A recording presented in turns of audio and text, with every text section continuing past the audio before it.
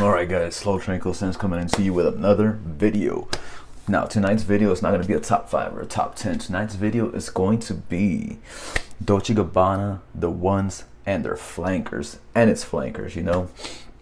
Dolce Gabbana, the one, it's got so many flankers that it's crazy, man. They have the one EDT, they have EDP, and after that it was Sport, I believe, and then Gentleman, and then Gray, and then they became Mysterious Night and Royal Night. I think those were like Middle Eastern editions, but then you know you can find them in the US.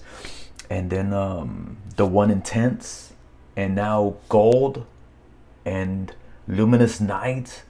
And I haven't fucked with the Gold. I smelled it one time at Dillard's, but I wasn't too impressed.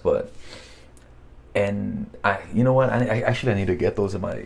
Sooner or later, I'll get some decants. But without dragging this video too far, man, let's get to it. Now, if you've seen my reviews of, and you ever see me talk about Dolce Gabbana the One, I find that it's a modern, timeless masterpiece.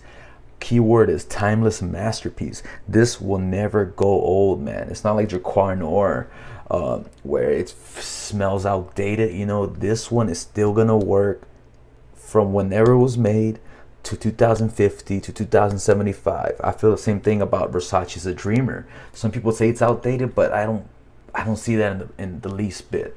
But anyways, Dolce Gabbana, the one EDT, it's got grapefruit, it's got coriander. Let me see real quick. EDT right here. Okay, very ambery smell. It's got some tobacco. It's got grapefruit. It's got that spicy coriander that I love. That lush amber and tobacco. The spiciness of the tobacco and the sweetness of the amber, and of course vanilla. And the dryness of that cedar. It's got a little fresh kind of zing in the beginning, but that amber really puts volume into the DNA. And it's sweet, but it's a little bit dry. But the grapefruit, like, oh man, it's so like, it goes in so many different directions, but it's so well blended. Like I said, timeless masterpiece, man.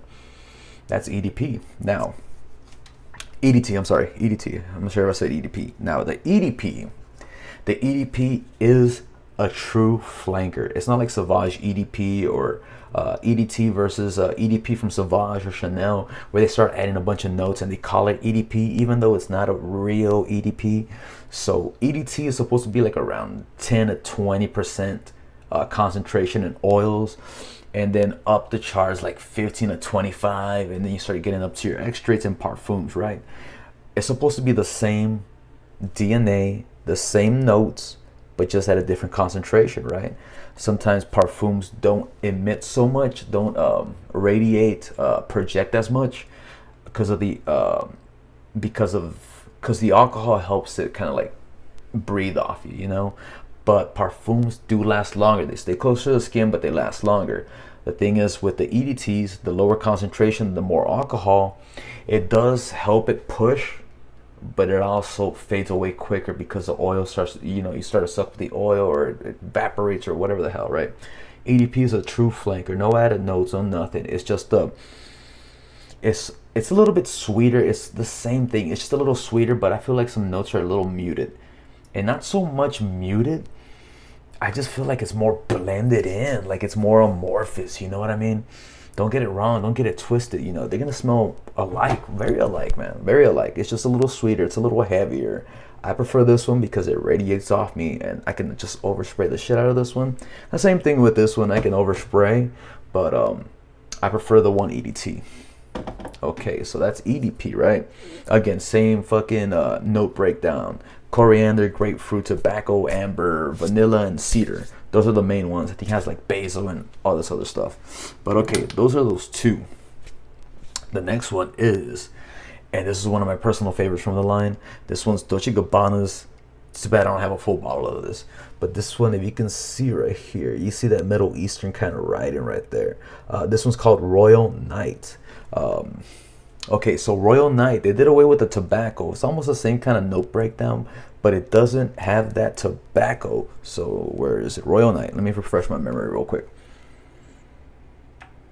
Okay, yeah. It still has the one DNA, but it's more amber driven, less tobacco, more amber. A hell lot of amber, man.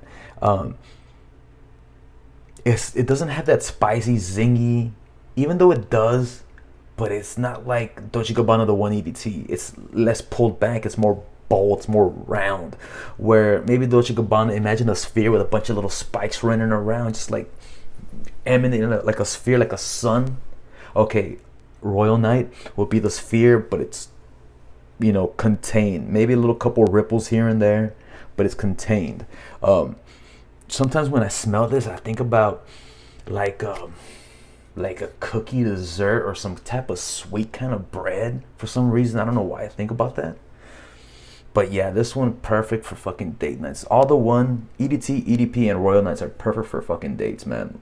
Take this out, especially on fall. They're super versatile, man. Year round, but they start shining in fall, man. So Royal Night is just a little more bolder and no tobacco, and it's a little less zingy. All right, so that's Royal Night. Now the same thing with now we're up to Mysterious Night. Now Mysterious Night, man, I wish I had a full bottle. I was gonna pull the trigger a while back, and I didn't. I was thinking, where did my other bottle go? But anyways, Mysterious Night. This is Dolce Gabbana's the one take on a rose oud combo. So this was for the Middle Eastern market, right? Dubai, Saudi Arabia, or wherever. It's not Istanbul. What is that place? It doesn't matter. Mysterious Night, Middle Eastern. I wore this one today, actually. This one's got saffron. It's got grapefruit in it. Driven by amber, and of course oud and rose. Oud and rose are the stars on this one.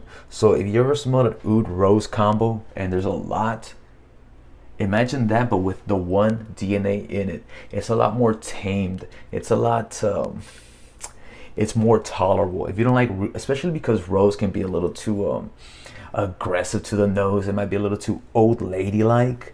That the one DNA with that grapefruit and I think it's got coriander in it.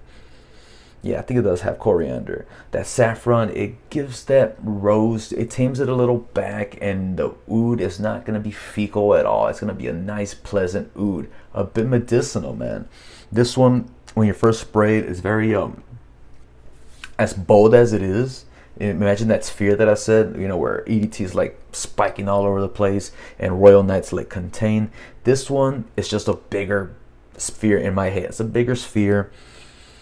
It might have a little coming out, like the spikes coming out a little bit, but it all contains towards the end. The amber just drives up, and the vanilla comes in, and it becomes a nice, beautiful scent, man.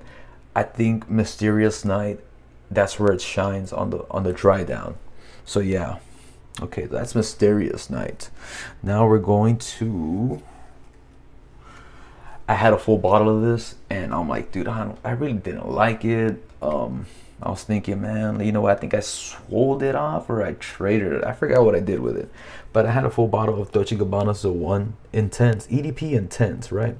But luckily, I did keep 10 mLs of it, right? I wore this about a week ago, and I'm like, dude, man, I kind of made a mistake, man. But it's only in the winter when I would wear it. I cannot wear it in spring, summer, and that's coming from me, because I feel like you can wear any fucking cologne that you want any time of the year, regardless, man. And that's what I usually do. But with this one, that one's a little hard to pull off.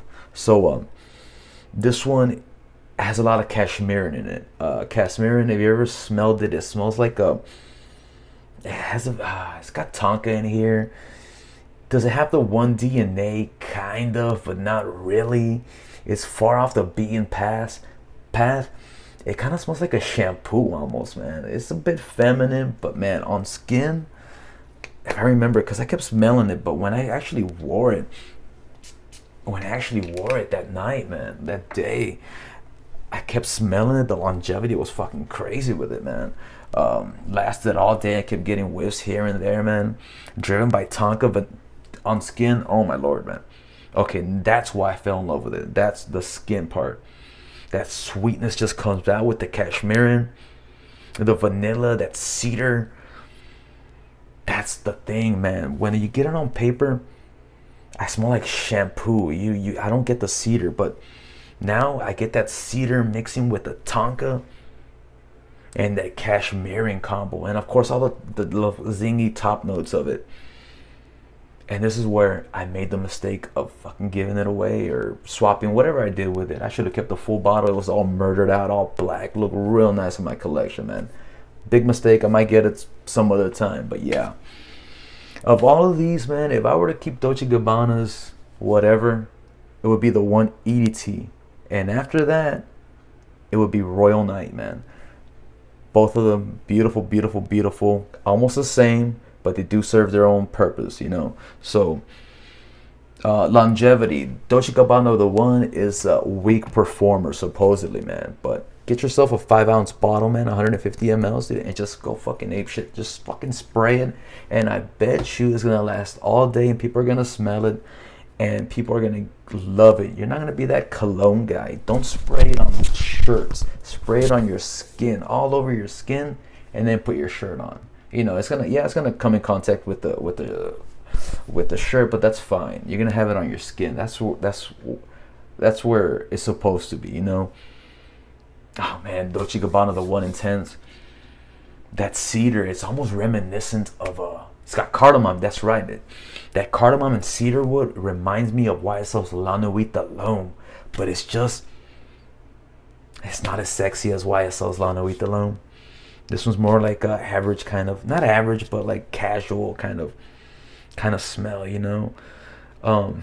It's a bit feminine, but oh man, every time I smell it on my skin, I just start falling in love with it. That cedar tonka and cardamom just smell. Cardamom is so sexy, man. Dolce Gabbana, the 1 EDT, also has cardamom. All these have cardamom. Cardamom is such a sexy, sexy note. All these are very great for dates, man. Maybe not Mysterious Night because of the Oud Rose combo, you know. But yeah, so these are Dolce Gabbana, the ones that I own, the flankers that I own. I don't own the gentleman in the sport. I was trying to get the sport from this dude. He would not budge, man. He would not budge. He knew what he had. And I was trying to say, hey, you know, I'll buy it for like this, and that. And he's like, no, man, I can't find it, and blah, blah, blah. He's not into colognes like I am. I knew that thing was discontinued. I tried to get it on I forgot where, Forever Lux. I love shopping at Forever Lux. But I couldn't find it. I thought I had found it, but no. If you can find it, man, get it, man. It might fetching a high dollar now, especially for a 50 ml, man. But one of these days I'm gonna find the one sport. I do remember smelling it. It smelled like lilacs and lavender, and it had a sporty, zingy, powdery tonka kind of feel. I wasn't too impressed with it, but I just love that purple color, and I just want it in my collection. But anyways, guys, let me know which Dolce Gabbana the 1 flanker is the best in your opinion, and fucks with me, man. Like, comment, subscribe, all that YouTube shit, man. I'll see you guys on the next. My hashtag Team Overspray. I'll see you guys on the next.